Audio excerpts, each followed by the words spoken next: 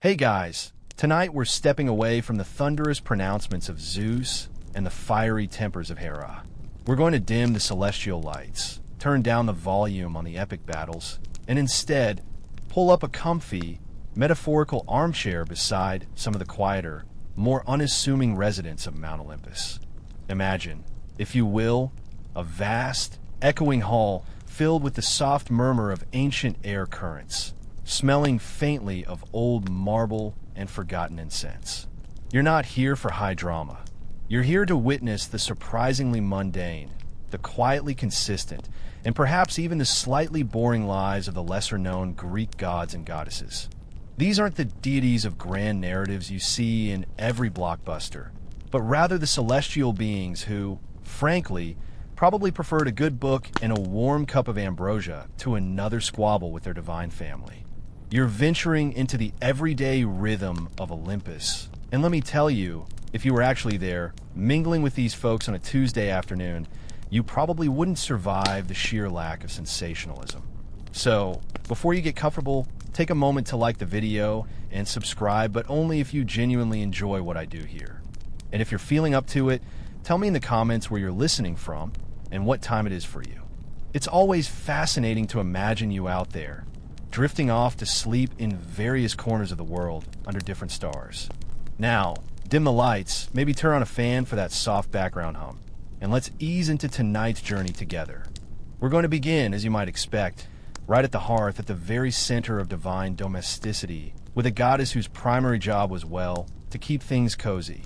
You're stepping into the surprisingly humble abode of Hestia, the virgin goddess of the hearth, home, and family. She's not out conquering empires or meddling in mortal love affairs. Oh no, Hestia is far too sensible for such histrionics. Instead, you find her standing by a perpetual flame, a quiet warmth emanating from her very being. You notice the soft glow illuminating the polished stone, the gentle crackle of unseen embers.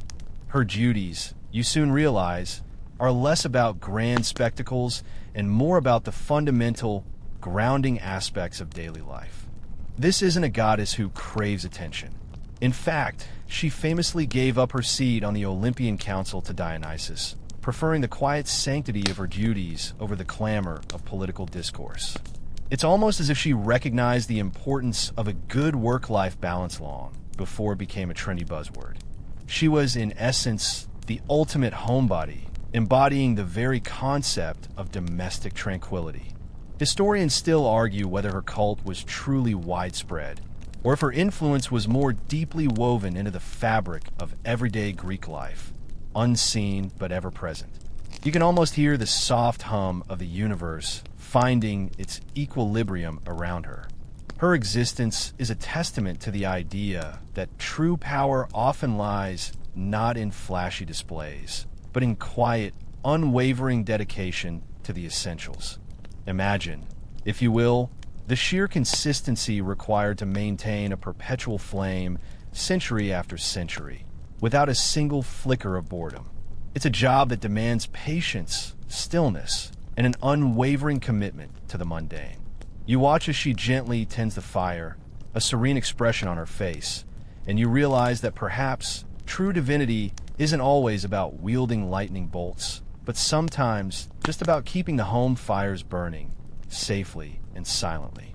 It's a profound thought, really the quiet power of simply being there always. From the quiet warmth of Hestia's hearth, you gently drift over to the workshop of Hephaestus, the divine blacksmith, architect, and craftsman of the gods. Now, you might recall some of the more dramatic tales about him, his unfortunate tumble from Olympus, for instance, or his less than harmonious marriage to Aphrodite. But put those sensational stories aside for a moment. Tonight, we're focusing on the rhythmic clang of his hammer, the hiss of steam, and the low roar of his forge, all sounds designed to lull you into a deep slumber. You imagine him not as the limping, rejected god, but as the ultimate tinkerer, utterly absorbed in his work. Hephaestus, you see, is a god of quiet dedication, of focus, of the sheer satisfaction of creating something intricate and enduring with your own two hands. You step into his cavernous workshop, located perhaps deep within a volcanic peak, or maybe beneath the very foundations of Olympus itself. The air is warm, thick with the scent of metal and sweat, but not unpleasantly so. It's the kind of warmth that invites a heavy sigh and a slow blink. Sparks drift upwards like lazy fireflies, casting fleeting shadows across walls hung with an astonishing array of tools, tongs of every size, hammers polished smooth by centuries of use, anvils grooved by divine force. You watch as Hephaestus, perhaps humming a low, tuneless melody, carefully shapes a piece of bronze. His movements are precise, unhurried. He isn't rushing, he's perfecting. This isn't the frantic energy of a production line. It's the meticulous artistry of a master craftsman, taking his time, enjoying the process. He might be forging a new set of winged sandals for Hermes, or perhaps a deceptively simple lock for Hera's jewel box, or even, famously, the intricate net that would later ensnare Ares and Aphrodite. Historians still argue whether his lameness was a literal physical deformity or a symbolic representation of the hard, physical labor associated with smithing, setting him apart from the more pristine, perfect Olympians. Either way, it underscored his connection to the earth and to toil, rather than superficial beauty. Consider the sheer patience required to create automatons that move with lifelike grace, or jewels that sparkle with captured starlight. This is not a god who thrives on public adoration.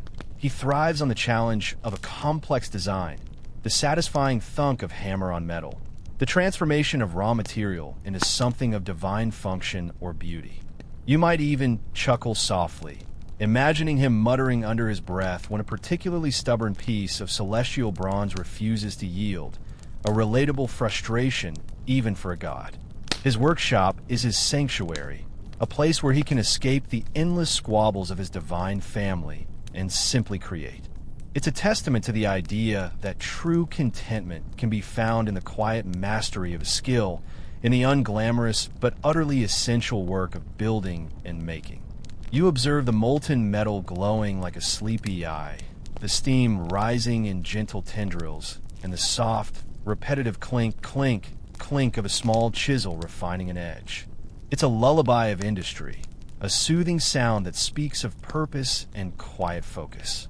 You sense the profound satisfaction emanating from him, a contentment that far outweighs any perceived physical imperfection or social awkwardness he might experience in the more dazzling halls of Olympus. Hephaestus, the quiet giant, forever absorbed in the comforting rhythm of his forge. Moving on from the industrious clang of Hephaestus's workshop, you find yourself amidst fields of swaying grain and ripening orchards. This is the domain of Demeter, the venerable Earth Mother, goddess of agriculture, harvest, and sacred law. While her mythology often highlights the dramatic and heart-wrenching search for her daughter Persephone, tonight we're observing her in her more typical, unglamorous, yet utterly essential role, tending to the very sustenance of life itself. You don't see her weeping or raging. You see her walking slowly through a sun-drenched field, her hand gently brushing against the heads of wheat, a picture of quiet diligence. Imagine the sheer scale of her daily tasks. Every sprout that pushes through the soil, every vine that bears fruit, every seed that germinates all fall under her careful watch. You might picture her adjusting the angle of a sunflower, coaxing a stubborn olive tree to bear more fruit, or perhaps, with a soft sigh, rehydrating a parched patch of earth with a gentle, invisible mist. It's a job that requires endless patience and a deep, intrinsic understanding of natural rhythms. There's no flash, no grand pronouncements, just the quiet, consistent work of nurturing. This isn't the kind of power that wields lightning bolts. It's the power that brings forth life from the soil, a power so fundamental it's often taken for granted. You might even observe her quietly shooing away a mischievous field mouse, a tiny moment of gentle interaction in her vast, green domain. Her presence brings with it the comforting scent of rich earth, damp soil, and the sweet perfume of blossoming flowers, all mingling into a soothing aromatherapy that makes your eyelids feel heavy. You can almost feel the sun warm on your face, hear the lazy buzz of unseen insects. Historians still argue whether Demeter's role as a goddess of law and justice, particularly regarding hospitality and oaths, was as central as her agricultural duties, or if it developed later through cultic practices. Regardless, it underscores the deep connection the ancient Greeks felt between the bounty of the earth and the fundamental order of society. Think about it. While other gods were busy with their affairs of state or their romantic entanglements, Demeter was ensuring that mortals had bread on their tables and wine in their cups. It was a humble, essential job, a constant cycle of planting, growing, and harvesting. You might even detect a faint, earthy aroma clinging to her robes, a testament to her hands-on approach. She embodies the slow, steady rhythm of the seasons, the inevitable progression from seed to harvest, a cycle that offers a profound sense of security and peace. There's a quiet dignity in her work, a lack of ego in simply providing. You realize that without her patient, persistent efforts, the entire Olympian apparatus would grind to a halt, as mortals would simply cease to exist. It's a sobering thought, yet she carries this immense responsibility with a serene and unhurried grace. Her quiet strength is in her unwavering commitment to the life-giving processes of the world, a silent, powerful force that whispers of endless cycles and the comforting promise of renewal. From the fertile fields of Demeter, you find yourself descending, not into darkness, but into a realm of hushed beauty and cyclical transition. This is the domain of Persephone, queen of the underworld. Yet tonight, we're not dwelling on her abduction or her sorrow. Instead, you're observing her in her more tranquil, almost pastoral role, overseeing the subtle shifts of the seasons and the gentle rhythm of life and dormancy. You see her, not as a captive queen, but as a sovereign balancing two worlds, moving with a quiet grace that speaks of deep understanding rather than dramatic lament. Imagine her in the underworld, not surrounded by wailing souls, but perhaps tending to gardens of asphodel that glow with a faint, otherworldly luminescence. The air is still, cool, and carries the faint scent of damp earth and something akin to quiet contemplation. This is a realm of shadows, yes, but also of profound peace, where the worries of the surface world are muted. You might see her gently touching the spectral blooms, ensuring their delicate existence, or perhaps quietly conversing with some of the more settled, ancient spirits who have long since found their rest. There's a certain calm efficiency to her, a goddess who has made peace with her unique duality. She's learned to navigate the subterranean passages with quiet confidence, a serene figure in a landscape often painted as terrifying. You could even imagine her finding a peculiar joy in the silent growth of underground fungi, a small, often overlooked detail in her vast dominion. Her annual return to the surface, which causes the arrival of spring, is a testament to her influence, not through overt power, but through her very presence, a gentle awakening. Historians still argue whether the Eleusinian mysteries, deeply tied to Demeter and Persephone, were primarily fertility rites or focused more on the promise of an afterlife and spiritual rebirth. Either way, they highlight the profound impact this mother-daughter duo had on the hopes and fears of ancient Greeks, often in a quiet, deeply personal way. Persephone's life is a constant cycle of ebb and flow, a divine personification of nature's quiet insistence on renewal, even after dormancy. While her time in the underworld is often portrayed as a grim punishment, consider it for a moment as a period of profound introspection, a time for quiet reflection away from the dazzling, often overwhelming light of Olympus. She understands the subtle nuances of decay and growth, the importance of letting go, and the promise of what lies beneath the surface. You might notice the soft rustle of her robes as she moves, a sound like dry leaves scattering in a gentle breeze, utterly soothing. Her power isn't in grand pronouncements, but in the subtle shift of the seasons, the quiet knowledge that even after death, there is a continuation, a gentle unfolding. She is a reminder that beauty and peace can be found even in the most unexpected places, even in the depths of the earth, and that sometimes the most profound experiences are the ones that unfold in quiet solitude. You drift with her down into the cool, silent earth, feeling the soft weight of the soil above, a comforting blanket. Emerging from a serene, subterranean calm of Persephone's realm, you find yourself on the sun-drenched slopes where the first vines were said to have been cultivated. This is the surprisingly calm side of Dionysus, often mischaracterized as merely the god of wild revelry and drunken abandon. Tonight, however, we're focusing on his quieter, more contemplative aspects, his role as the god of viticulture, the steady growth of the vine, and the gentle, almost meditative process of winemaking. You won't find him leading a frenzied procession here. Instead, you might see him sitting peacefully under a canopy of grape leaves, perhaps admiring the plumpness of a ripe cluster, a picture of quiet contentment. Imagine the soft, almost imperceptible rustle of vine leaves in a warm breeze, the sweet, earthy scent of ripening grapes filling the air. This isn't the chaotic roar of a backsheek frenzy, but the quiet hum of a healthy vineyard teeming with slow, patient life.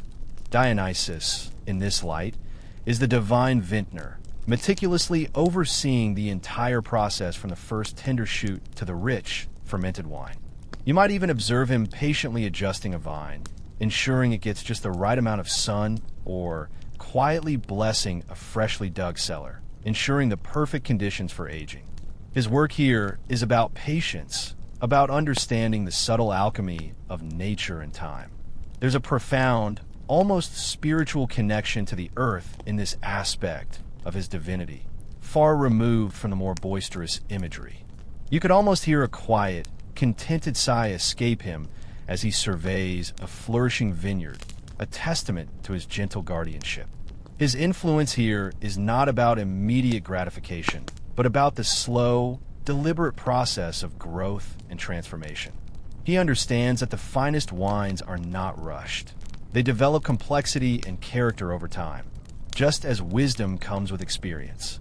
Historians still argue whether the origins of Dionysian cults were rooted more in agricultural practices and the cycles of nature, or if their ecstatic rituals were primarily a later development. Regardless, it underscores his profound connection to the earth's bounty and the inherent rhythm of life and death, symbolized by the vine's yearly cycle. Think about the quiet anticipation as the grapes swell, the careful picking, the gentle pressing, and the long, silent months of fermentation in the cool, dark cellar. These are moments of deep tranquility, a slow unfolding of potential. While other gods might be busy with grand pronouncements and cosmic battles, Dionysus, in this aspect, is focused on the subtle, miraculous transformation of fruit into a drink that brings gentle relaxation and convivial peace. You might notice the soft, almost imperceptible plink as a dewdrop falls from a leaf, or the low drone of a bumblebee gathering nectar, sounds that deepen your sense of calm. He embodies the quiet joy of creation and the slow, profound satisfaction of seeing something beautiful and complex come to fruition through patient care. He's a reminder that even the most exuberant deities have their moments of quiet contemplation, their essential, grounding duties that are far less dramatic, but infinitely more soothing. Leaving the vine-laden slopes of Dionysus, you quietly approach a temple, not grand and imposing, but welcoming and filled with a gentle, herbal scent. This is the sacred space of Asclepius, the god of medicine and healing. Unlike the more dramatic gods who might wield powers of life and death through battle or decree, Asclepius operates with a subtle touch, a calm understanding of the body's rhythms, and a profound empathy for human suffering. You won't find him performing flashy miracles. Instead, you might see him gently examining a patient, perhaps prescribing a soothing herbal poultice or simply offering a quiet word of comfort. Imagine the atmosphere within his healing sanctuaries, known as Asclepiae. These weren't bustling hospitals as we know them, but rather serene complexes, often built near natural springs, where patients would come to rest, dream, and commune with the divine for healing.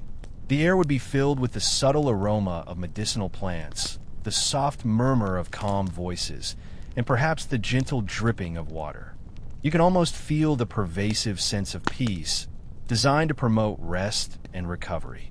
Asclepius himself, often depicted holding a serpent-entwined staff, a symbol we still recognize today, moves with a quiet dignity, his focus entirely on the well-being of those who seek his aid. He's not a god of grand cures, but of slow, steady convalescence, of the body's innate ability to heal itself when given the right conditions. You might observe him patiently listening to a patient describe their ailments, his gaze thoughtful and unhurried. It's a far cry from the hurried pace of modern emergency rooms, truly. His methods often involve dream incubation, where patients would sleep within the temple precincts, hoping to receive visions or guidance from the god himself. This highlights a deep respect for the subconscious and the healing power of rest. Historians still argue whether the medical practices within the Asclepiae relied more on empirical observation and proto-scientific methods, or if the faith and ritual aspects were the primary drivers of healing. What is clear, however, is the emphasis on holistic well-being, encompassing mind, body, and spirit. Think about the quiet confidence he must exude, the calming presence that alone could soothe anxious minds. He understands that true healing often begins with a sense of security and peace. While other gods might be embroiled in cosmic power struggles, Asclepius is quietly mending bones, easing fevers, and mending troubled spirits, one gentle consultation at a time. You might hear the soft rustle of linen as a patient turns over in their sleep, or the gentle cooing of doves, a common sight in these peaceful sanctuaries. He embodies the comforting promise of restoration, the quiet resilience of the human body, and the gentle touch of a healer who truly understands that sometimes the best medicine is simply quiet rest and unwavering care. His domain is a sanctuary of hushed whispers and profound tranquility, a divine clinic where peace itself is a primary prescription. From the serene healing sanctuaries of Asclepius, you find yourself floating almost imperceptibly into a realm where the very fabric of reality softens and blurs. This is the gentle domain of Morpheus, not the grand, all-encompassing god of sleep, Hypnos, but one of his many children, specifically the one responsible for the human form in dreams. Morpheus is the weaver of dreams, the artisan of slumber, who subtly shapes the figures that populate your nocturnal landscapes. He doesn't command, he suggests. He doesn't roar, he whispers. You observe him, perhaps, sitting by a vast, shimmering loom, not weaving cloth, but weaving together the fleeting images and emotions that form the narratives of your deepest rest. Imagine the very air here as soft and malleable, thick with the scent of quiet repose and forgotten memories. There are no sharp edges, no jarring sounds, only a pervasive sense of comfort and effortless transition. Morpheus is not about nightmares or prophetic visions. He specializes in the mundane yet profound art of presenting human likenesses within your dreams. He's the reason your childhood friend, your distant relative, or even a complete stranger appears with uncanny realism in your mind's eye while you slumber. You might see him delicately selecting a form from a vast, ethereal library, then gently imbuing it with a lifelike quality before sending it off on its journey into a sleeping mind. It's a surprisingly precise and thoughtful task, this crafting of dream figures. You could almost hear the faint, rhythmic click-clack of his loom, a comforting sound that perfectly matches the cadence of deep, restful breathing. His work is essential to the human experience, providing a space for processing, for gentle escapism, and for the quiet work of the unconscious mind. He doesn't impose, he facilitates. Historians still argue whether Morpheus and his brothers, Phobter and Phantasos, were distinct deities with separate cults, or if they were more allegorical personifications of different dream states, existing primarily within poetic tradition. What's clear, however, is the ancient Greek fascination with the realm of dreams and their gentle, yet powerful, influence on waking life. Think about the quiet power of a dream to transport you, to allow you to reconnect with loved ones, or to simply offer a comforting narrative after a long day. Morpheus, in his diligent quietude, ensures that these nightly journeys are as realistic and as soothing as possible.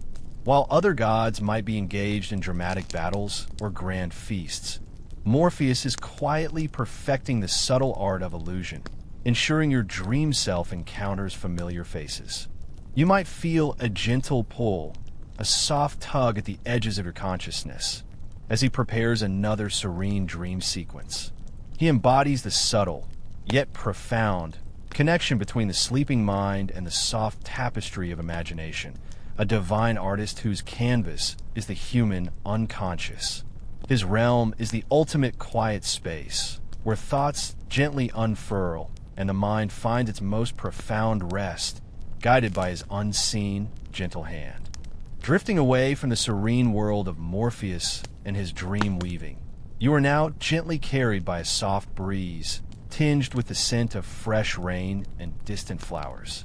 This is the path of Iris, the personification of the rainbow and the swift, often solitary, messenger of the gods. Unlike the famed Hermes, who revels in grand pronouncements and quick wit, Iris operates with a quiet grace, bridging the gap between Olympus and the mortal world with a subtle beauty that often goes unheralded. You don't see her striking dramatic poses. Instead, you might observe her moving with an ethereal lightness, her presence marked by the fleeting shimmer of color as she descends. Imagine the absolute stillness of the air just before or after a gentle shower, when the conditions are perfect for a rainbow to arch across the sky. That's the very essence of Iris. Her duties are less about delivering urgent decrees and more about providing a visual link, a reassuring sign, or perhaps a quiet reminder of divine presence. She is often depicted with golden wings, but they are not wings for dramatic flight, but for swift, silent passage. You might see her gently carrying a small flask of water from the river Styx, a task requiring immense precision and a profound sense of responsibility, or perhaps delivering a quiet message from Hera to a mortal queen, a confidential whisper rather than a booming announcement. It's a job that requires stealth, discretion, and a profound understanding of natural phenomena. You could almost feel the cool mist on your face as she passes, a refreshing and calming sensation. Her role as a messenger, particularly for Hera, highlights her reliability and her unwavering commitment to duty, even when the messages themselves are mundane or merely serve to reinforce divine authority in a quiet way.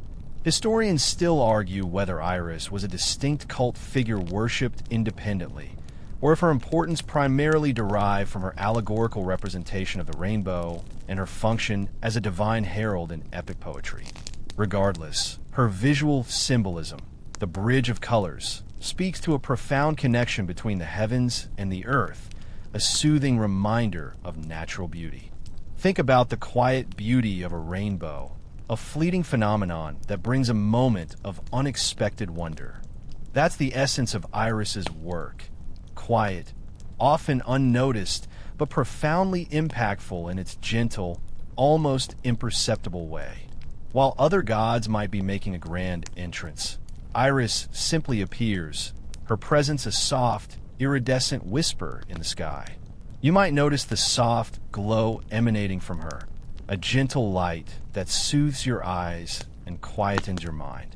She embodies the subtle connections that bind worlds, the gentle flow of communication, and the quiet dignity of fulfilling one's purpose with unwavering grace. Her journeys are not chaotic dashes, but tranquil arcs, connecting disparate points with a delicate, ephemeral bridge of light. As the last shimmering colors of Iris fade, You are drawn into a realm where equilibrium is meticulously maintained and imbalances are subtly, yet firmly, corrected. This is the quiet domain of Nemesis, the goddess of divine retribution and righteous indignation. But don't mistake her for a vengeful fury. Tonight, you observe her in her more profound and less dramatic role, the quiet restorer of cosmic balance, ensuring that hubris meets its gentle, inevitable counterweight, and that excessive fortune finds its subtle rebalancing. You won't find her wielding a fiery sword. Instead, you might see her meticulously adjusting invisible scales, ensuring that no one entity, mortal or divine, accrues too much without consequence. Imagine her temple, perhaps, as a place of serene contemplation, built on a remote, windswept promontory overlooking a vast, indifferent sea. The air carries the scent of salt and ancient stone, and the only sound is the rhythmic hush of the waves. Nemesis herself moves with an almost imperceptible presence, her gaze steady and unwavering. She's not interested in petty grievances or sudden outbursts of anger. Her focus is on the long game, the subtle gravitational pull that rights the cosmic ship. You might observe her quietly observing a mortal's overly boastful proclamation or a god's excessive pride, and then, with a barely perceptible nod, setting in motion a series of mundane, seemingly unrelated events that will gently bring them back to Earth. It's a subtle, almost invisible process, far more nuanced than a sudden bolt of lightning. You could almost feel the world gently settling into a more balanced state with her unseen influence. Her role is not to punish out of malice, but to restore order and ensure that all things eventually find their proper measure. She embodies the natural law of consequences, the idea that every action, especially one driven by excessive pride or greed, will eventually meet its equal and opposite reaction, but often in the most unassuming ways. Historians still argue whether Nemesis was originally a local goddess of Rhamnus in Attica, revered for dispensing justice, or if her personification as divine retribution became more widespread through philosophical and literary interpretations. What remains constant is her quiet, yet undeniable, presence in ensuring the cosmic order. Think about the quiet sigh of relief when a complicated situation finally resolves itself, or when someone who has been overly pompous finally stumbles in a minor, humbling way. That's Nemesis at work, not with a bang, but with a whisper. While other gods might be causing chaos, Nemesis is calmly ensuring that the universe remains on an even keel, applying gentle pressure where needed. You might hear the faint, almost unheard talk of a hidden clock, counting down to a moment of quiet rebalancing. She represents the profound understanding that true justice often unfolds slowly, meticulously, and with an almost poetic inevitability, reminding you that sometimes the most powerful forces are the ones that operate without fanfare, simply ensuring that things eventually return to their natural, peaceful state. From the subtle rebalancing act of Nemesis, you now find yourself in a realm of delightful unpredictability, yet one that, surprisingly, also operates with a gentle, flowing logic. This is the quieter side of Tai Chi, the goddess of fortune, chance, and destiny. While she might seem to represent chaotic luck, tonight we're observing her in her role as the quiet orchestrator of daily happenstance, the subtle architect of serendipitous encounters and minor, often unnoticed, shifts in fortune. You won't find her dramatically spinning a giant wheel. Instead, you might see her gently nudging a stray coin into your path or causing a favorable gust of wind at just the right moment. Imagine her domain as a vast, ethereal garden where countless threads of possibility intertwine and gently diverge. The air here shimmers faintly, like heat haze over a summer field, and carries the faint scent of possibility. Tai Chi moves with an almost playful, yet entirely serene demeanor. She isn't imposing grand destinies, but is instead concerned with the micro-fortunes of daily life, the unexpected parking spot, the perfectly timed cup of coffee, the sudden inspiration for a forgotten task. You might observe her subtly altering the flight path of a dandelion seed, ensuring it lands on fertile ground, or perhaps, with a soft smile, causing two old friends to unexpectedly cross paths on a crowded street. It's a delicate dance of probabilities, a continuous, quiet adjustment of life's countless variables.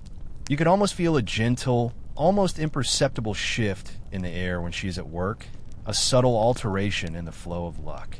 Her influence is less about monumental events and more about the accumulation of small advantages or minor setbacks that shape the texture of everyday existence. She reminds us that fortune isn't always a dramatic lottery win. Often, it's the quiet, consistent stream of small favors or mild inconveniences. Historians still argue whether Tai Chi was seen as an active, interventionist deity or more as a personification of the unpredictable nature of life itself, reflecting a growing philosophical awareness of chance in the Hellenistic period. Regardless, her presence highlights the human desire to find meaning, even in the seemingly random occurrences that shape our days. Think about those moments when everything just seems to click, when a series of unrelated events align perfectly to create a favorable outcome. That's Tai Chi's gentle hand at work, not with fanfare, but with quiet, almost invisible nudges. While other gods might be making grand pronouncements, Tai Chi is quietly weaving the subtle tapestry of daily luck, ensuring that life remains interesting, if not always perfectly predictable. You might hear a faint, almost melodic ping as a fortunate coincidence unfolds, a sound as soft as a drop of water falling into a still pond. She embodies the comforting understanding that even in randomness, there's a certain order, a gentle flow that carries you along, often to unexpected and pleasantly quiet destinations. Stepping away from the gently unpredictable flow of Tai Chi, you now enter a realm where moonbeams stretch long shadows and ancient whispers rustle through unseen foliage. This is the quiet domain of Hecate, goddess of magic, witchcraft, crossroads, and the spectral world. Forget the dramatic incantations and fearsome apparitions.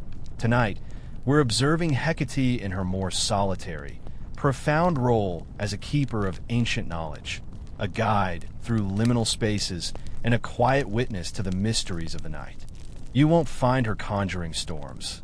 Instead, you might see her standing silently at a triple crossroads, her face illuminated by the soft glow of a single torch, listening to the secrets the wind carries.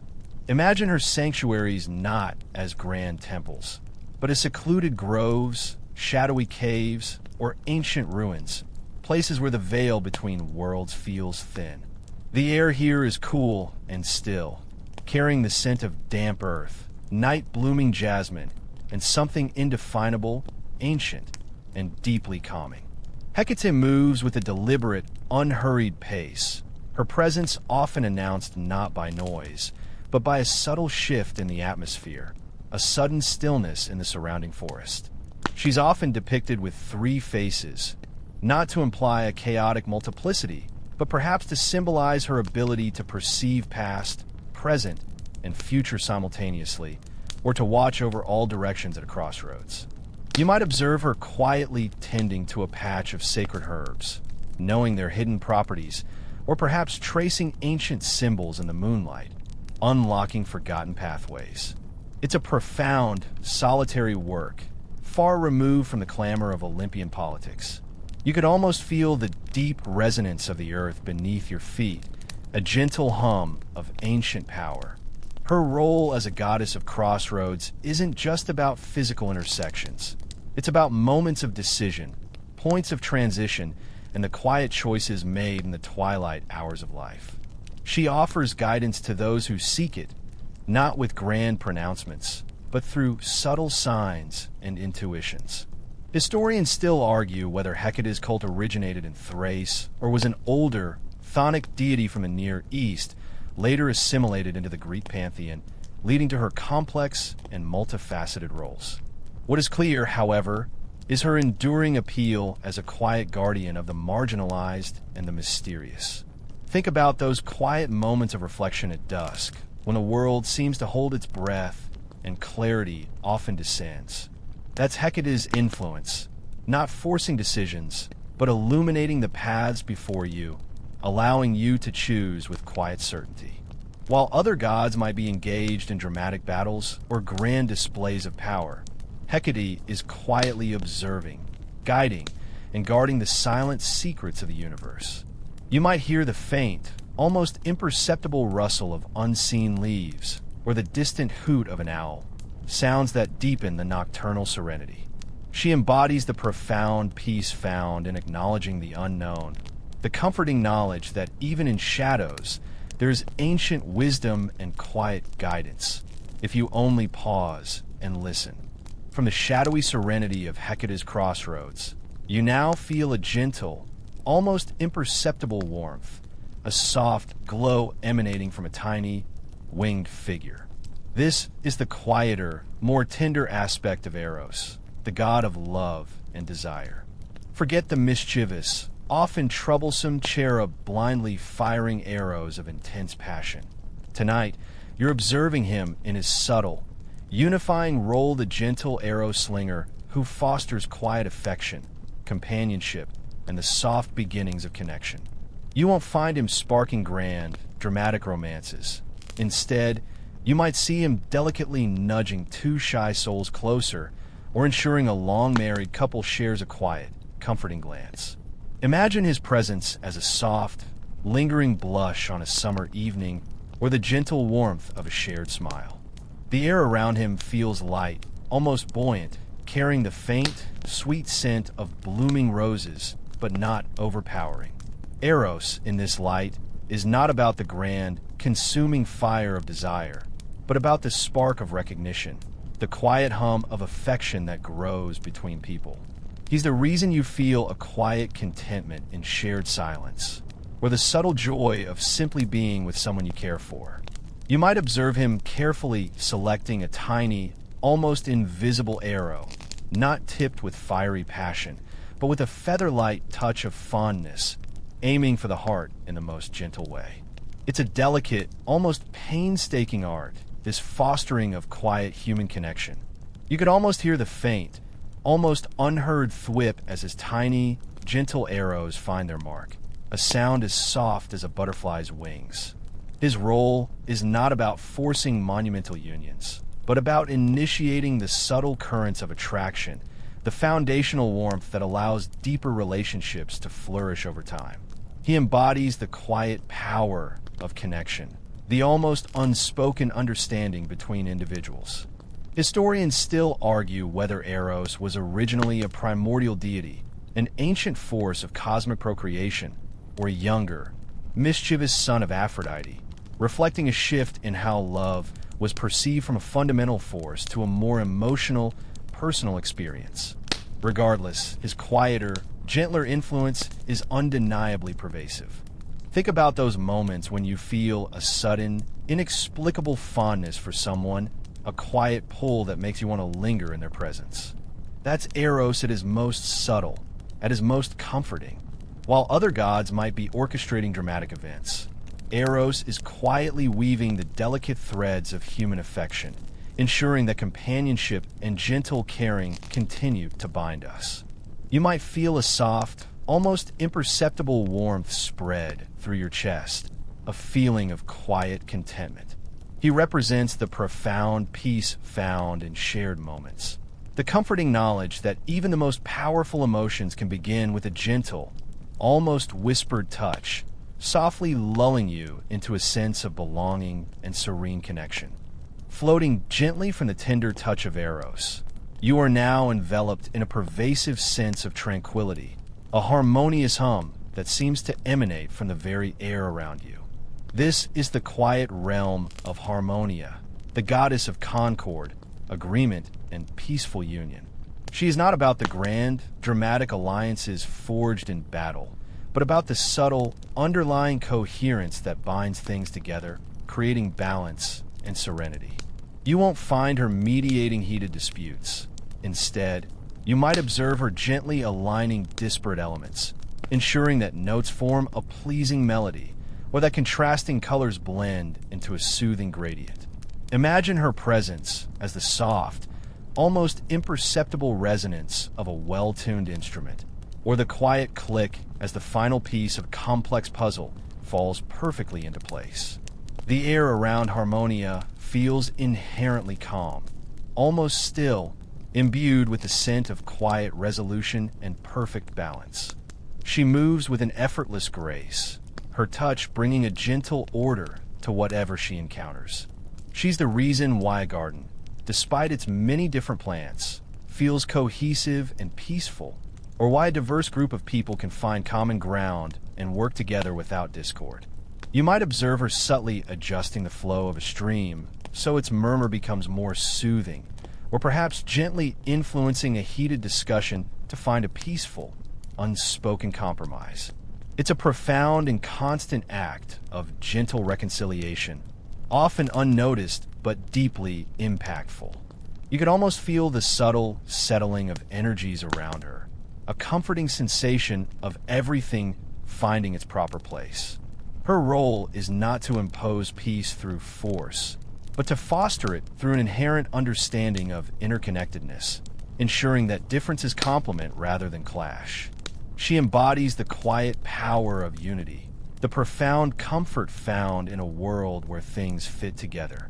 Historians still argue whether Harmonia was seen as an abstract philosophical concept personified, or if she had distinct cultic worship, possibly linked to rites of initiation and civic harmony. What is certain is her deep association with the very fabric of social order and the soothing presence of cohesion. Think about those moments when a chaotic situation suddenly resolves itself into quiet order, or when you find yourself in perfect sync with someone else, without needing a single word.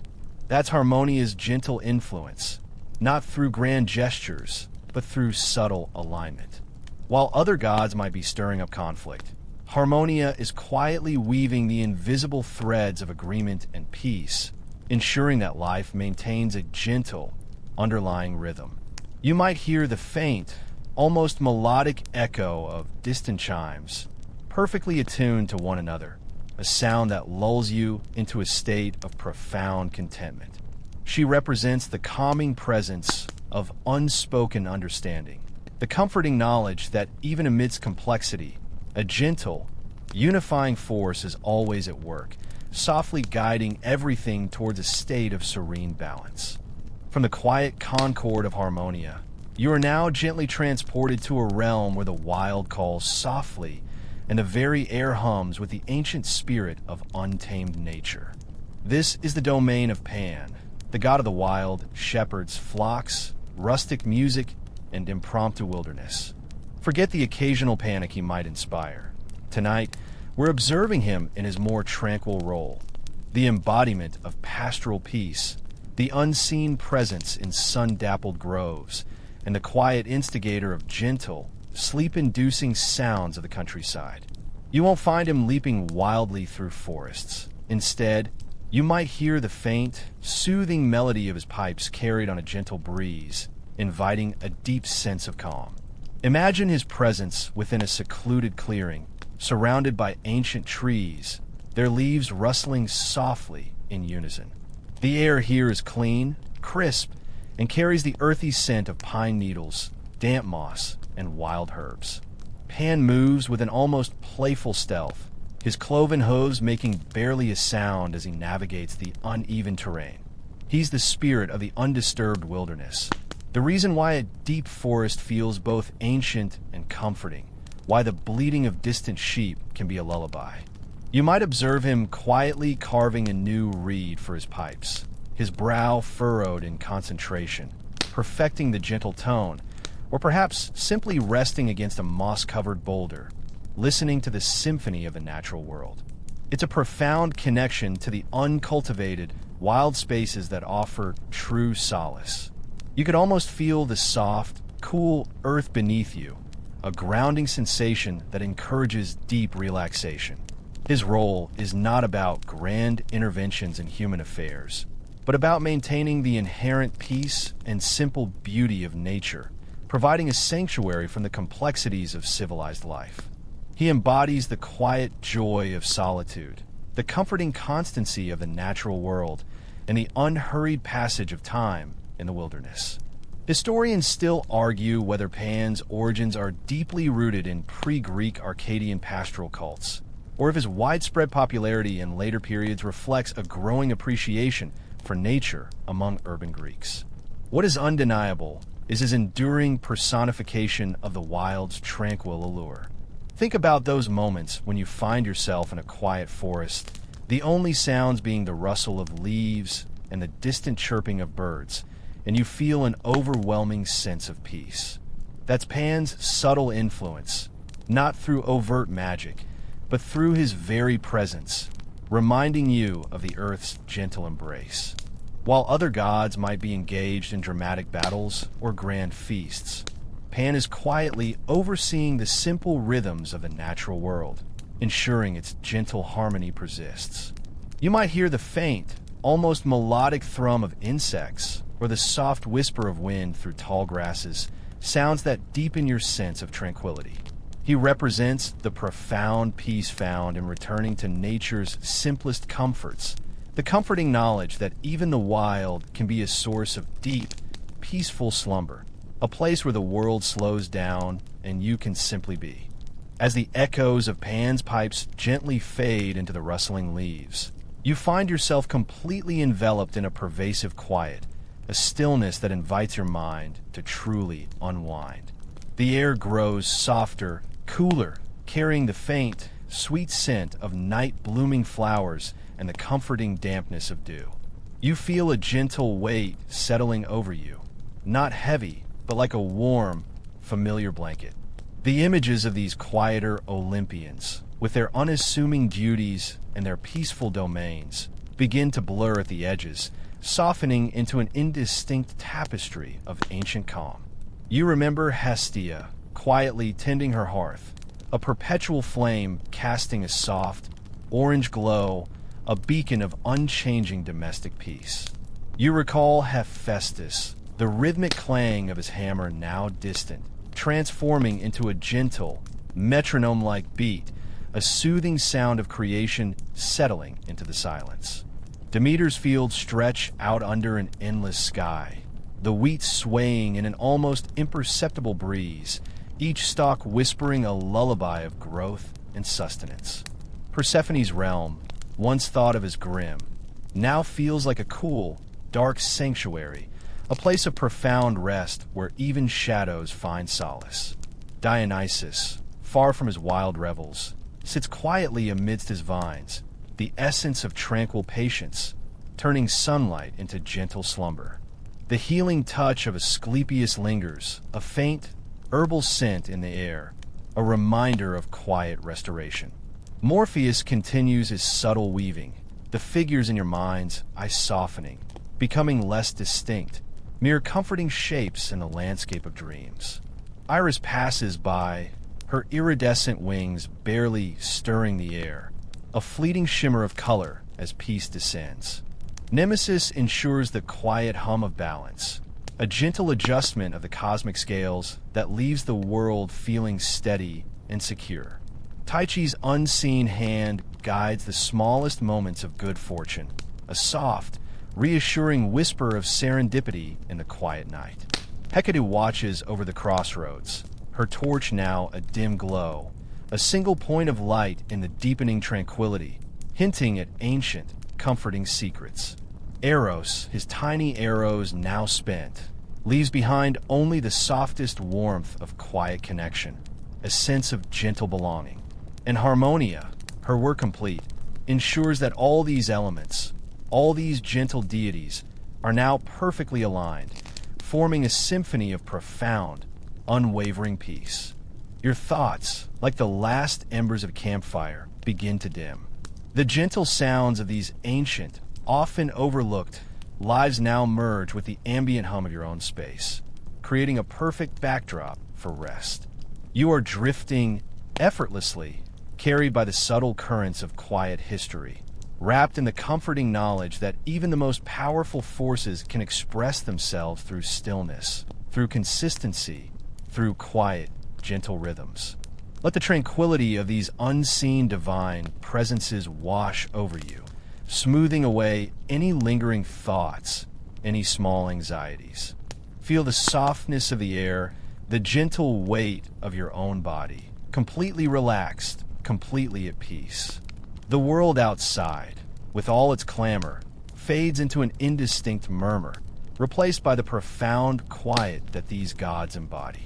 You are safe, you are still, and you are ready for a deep, restorative sleep.